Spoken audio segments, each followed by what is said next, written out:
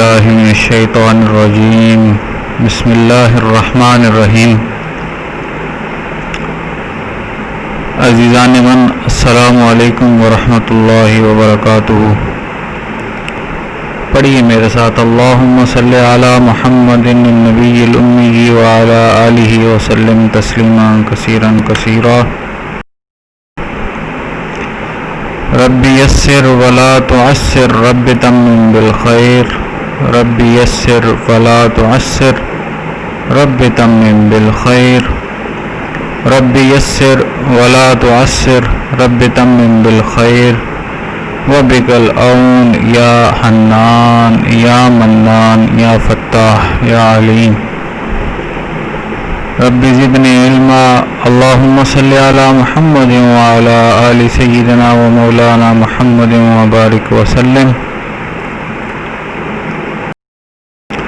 عزیز طلباء، آپ جانتے ہیں کہ ہم کاروان اردو سے سبق انوکھا خواب پڑھ رہے ہیں، اور یہ آپ کے علم میں ہوگا کہ یہ سبق مائل خیر آبادی کی کسی تحریر کا مرکزی خیال ہے۔ کسی تحریر سے اس سبق کا مرکزی خیال لیا گیا ہے۔ اس میں ہم نے کسی ایک فرد کے خواب کے بارے میں جانا تھا، جس نے اپنے خواب میں اپنے اعضاء کو باتیں کرتے ہوئے دیکھا۔ ہاتھ، کان، پیٹ، آنکھ، سب جو ہے وہ اپنا اپنا دکھڑا سناتے ہیں۔ بالآخر زبان کی تحریک پر یہ سب کے سب جو ہیں ہڑتال پر آمادہ ہوتے ہیں، کام کرنے سے انکار کرتے ہیں۔ لیکن اسی دوران خواب دیکھنے والے کی آنکھ فجر کی اذان کے الفاظ الصلاۃ خیر من النوم، یعنی نماز نیند سے بہتر ہے، پر آنکھ کھل جاتی ہے۔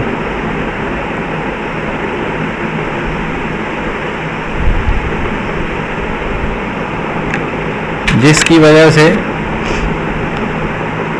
اسے ایک نئی زندگی شروع کرنے کا اپنے ساتھ ارادہ کرنا پڑتا ہے، اور آنکھوں سے اشک ندامت جاری ہوتے ہیں، اور وہ اللہ سے معافی مانگتا نظر آتا ہے۔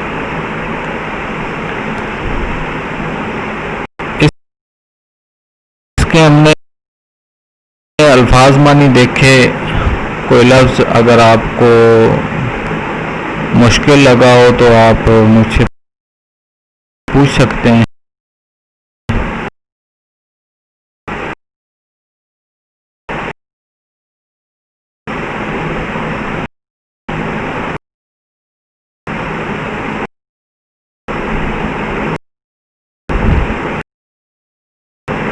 یہ مختلف الفاظ کے معنی اسکرین پہ نظر آ رہے تھے آپ کو۔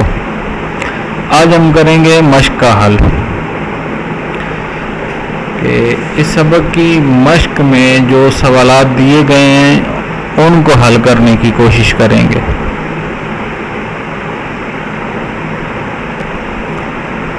جی، سوال نمبر 1 ہے، سوالات کے جوابات تحریر کریں۔ جو سبق آپ نے پڑھا اس میں سے یہ سوال دیے گئے ہیں، اور آپ ان سوالات کے جواب تلاش کریں گے۔ تو پہلا سوال ہے اس کا جز نمبر 1 کہ اس خواب کی سب سے منفرد اور انوکھی بات کیا تھی۔ دوسرا جز ہے، اگر اس خواب میں دل، دماغ اور زبان بھی اپنا احوال بیان کرتے تو کیسے کرتے؟ تحریر کیجیے۔ اس تحریر کا تیسرا سوال ہے کہ اس تحریر کا کوئی اور موضوع عنوان تجویز کیجیے۔ انشاءاللہ ان کے جوابات دیکھتے ہیں۔ دوسرا سوال ہے جی اس تحریر کا مرکزی خیال، یہ بھی آپ کو ابھی لکھوا دیا جاتا ہے۔ تیسرا سوال ہے جی سبق سے 4 محاورات تلاش کر کے انہیں جملوں میں استعمال کریں۔ تو مختلف محاورات آپ نے سیکھے ہیں انشاءاللہ۔ 4 محاورات کو آپ، ابھی ہم نے پیچھے لفظ دیکھا، ایک آنکھیں پتھرا گئیں، آنکھیں ساکت ہو گئیں، جامد ہو گئیں۔ اب آنکھیں، ایسا تو نہیں ہوتا کہ انسان کی آنکھیں جو موو کرنا چھوڑ دیں اور انسان زندہ بھی ہو، لیکن یہ ہے کہ حیرانگی اور خوف، یہ دو ایسی وجوہات ہیں جن کی وجہ سے انسان ایک مرتبہ ایسا محسوس ہوتا ہے کہ اس نے دیکھنا بالکل ختم کر دیا ہے اور یک ٹک دیکھتا ہے، ایک نظر میں ایک سیدھ میں دیکھتا نظر آتا ہے اور آنکھیں بالکل موومنٹ چھوڑ دیتی ہیں. تو اس کیفیت کو آنکھیں پتھرا جانا یعنی پتھر جیسی ہو گئی، آنکھیں ساکت ہو جانا، آنکھیں رک گئی ہیں. تو یہ محاورات ہیں. اس قسم کے 4 محاورات کو اپنے جملے میں استعمال کرنا. اس کے بعد ہے جی یہ قواعد میں سے درست تلفظ اور املا، کہ آپ کا لفظ کیسے درست ہوگا، اس کی املا کیسے درست ہوگی. وہ کہتے ہیں کہ عام طور پر کچھ الفاظ غلط لفظ اور غلط املا میں لکھے اور بولے جاتے ہیں. ذیل میں ان کی فہرست دی گئی ہے، اس پر غور کیجیے. غلط املا جو ہے وہ ناراضگی ہے، درستگی ہے، ادائیگی ہے، کمیز ہے، افق ہے، افطار ہے. اب دیکھیے درست املا کیا ہے؟ ناراضگی نہیں بلکہ ناراضی ہوتا ہے، درستگی نہیں درستی ہوتا ہے، ادائیگی نہیں ادائی ہوتا ہے، کمیز نہیں کمیز ہوتا ہے سواد کے ساتھ، افق نہیں ہوتا افق ہوتا ہے، افطار نہیں افطار، ذمہ واری نہیں ذمہ داری، برائے مہربانی نہیں براہ مہربانی، ہاں آئے گا.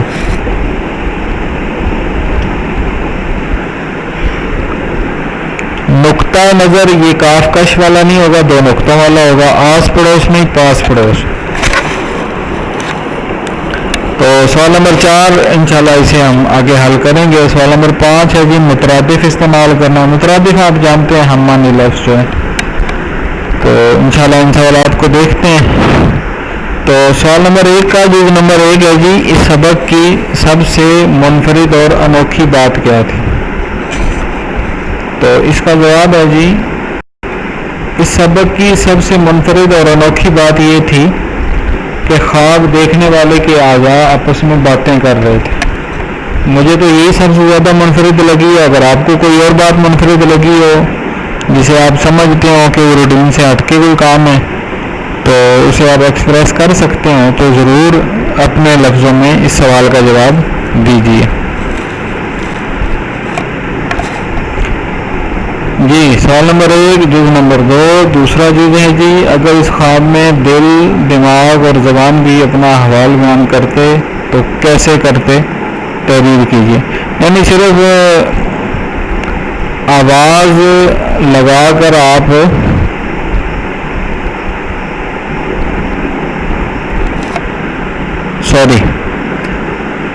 تو یہ سوال ہے جی کہ اس خواب میں دل دماغ اور زبان بھی اپنا احوال بیان کرتے تو کیسے کرتے.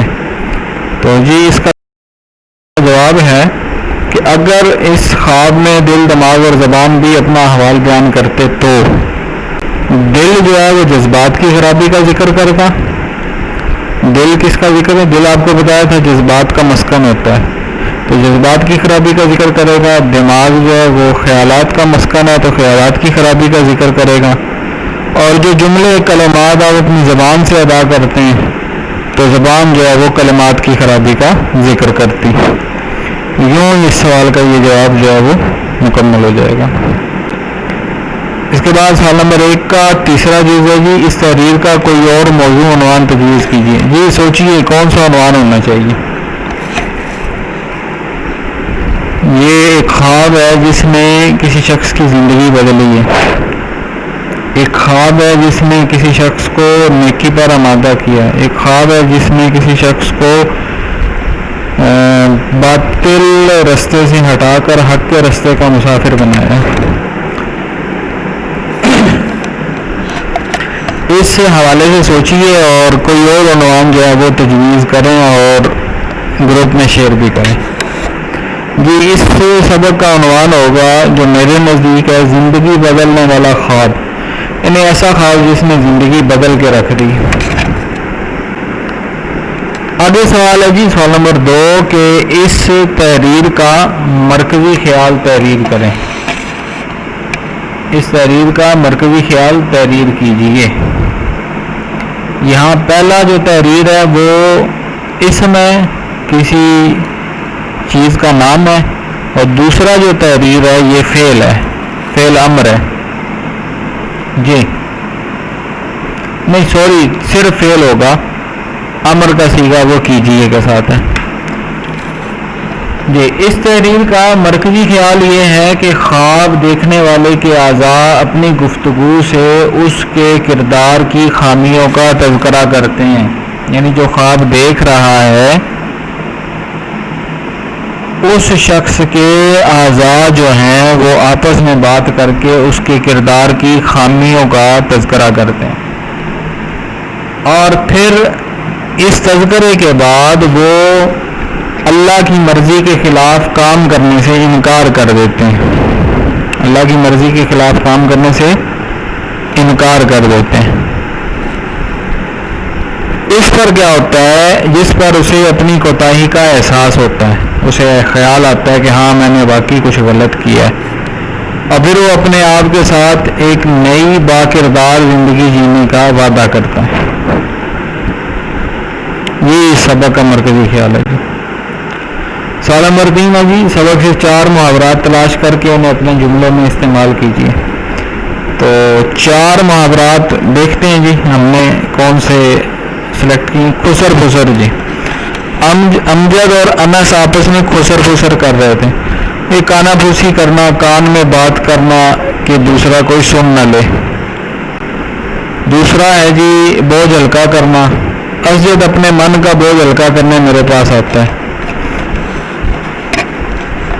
آپ کو بتایا تھا کہ بوجھ ہلکا کرنا محاورہ ہے، اس کا مطلب یہ ہوتا ہے کہ اپنے اوپر جو اپنے ٹینشن یا ڈپریشن کی آپ کیفیت میں اس سے نکلنا چاہتے ہیں تو اپنا کتھارسس کرتے ہیں، اپنی بات کسی دوسرے کو سناتے ہیں، اسی کو بوجھ ہلکا کرنا کہتے ہیں۔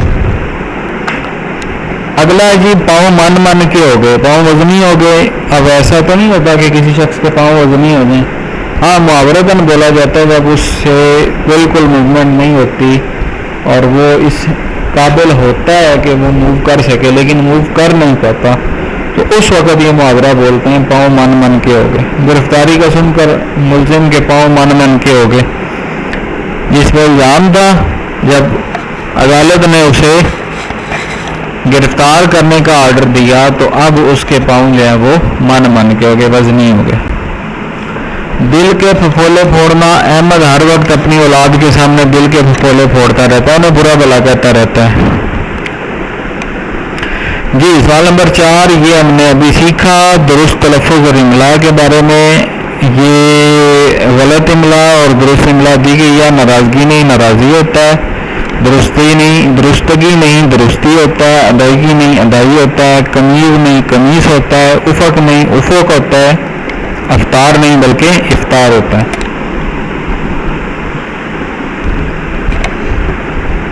ذمہ واری نہیں ذمہ داری ہوتا ہے۔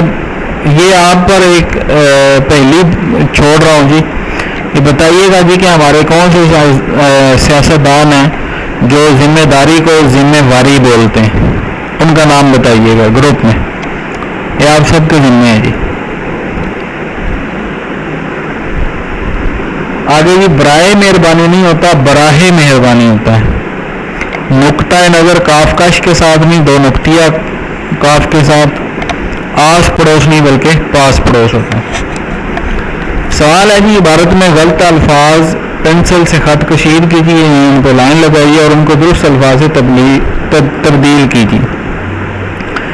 ہمارے ایک عزیز نے افطار پارٹی میں آس پڑوس کے لوگوں کو مدعو کیا، آس پڑوس نہیں جی پاس پڑوس۔ ایک بچے کے ہاتھ سے شربت کا گلاس چھوٹ کر ایک صاحب کی قمیض پر جا گرا، قمیض نہیں ہوگا قمیص ہوگا۔ تقریب کے منتظم نے کہا میں اسے ابھی صاف کیے دیتا ہوں، یہ میری ذمہ واری ہے، ذمہ واری نہیں کہ ذمہ داری ہو۔ دوسرے صاحب نے اپنی نقطہ نظر، یہاں نقطہ کی املا غلط ہے، پیش کرتے ہوئے کہا برائے مہربانی، برائے نہیں ہوگا براہ مہربانی ہوگا۔ اب زحمت نہ کیجیے، بچہ تو معصوم ہے اور اس نے جان بوجھ کر تو ایسا نہیں کیا، اس لیے ناراضگی نہیں کی، ناراضی کی کوئی بات نہیں، میں خود ہی اسے صاف کر لیتا ہوں۔ اگلا سوال ہے جی خط کشید الفاظ کے مترادف استعمال کر کے عبارت دوبارہ تحریر کریں۔ جی مفلس آدمی، اچھا مترادف کون سا لفظ ہے جی؟ مترادف ہم معنی لفظ، یہ آپ الفاظ معنی لکھتے ہیں نا، وہ آپ دراصل الفاظ مترادفات ہی لکھ رہے ہوتے ہیں. تو یہاں جی آپ نے جو الفاظ خط کشیدہ کیے گئے ہیں جن کے نیچے لائن لگی ہوئی ہے، ان کو آپ نے ان کے مترادفات سے بدلنا ہے. ٹھیک ہے جی. تو پہلے میں عبارت پڑھتا ہوں پھر اسے بدلیں گے. مفلس آدمی کی آنکھوں میں اشک جھلملا رہے تھے مگر وہ تقدیر سے شکوہ کرنے کی بجائے اس کرب سے نکلنے کی جستجو کر رہا تھا. اگرچہ وہ لاغر اور غمگین بھی تھا مگر اسے اللہ تعالیٰ پر بھروسہ تھا.